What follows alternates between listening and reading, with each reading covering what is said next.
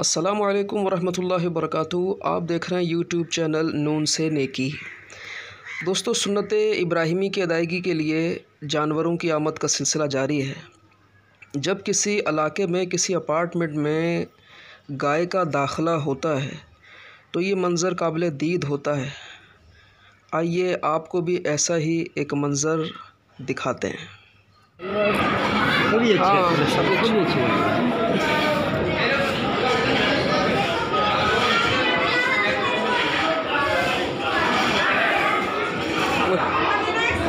क्या हो गया?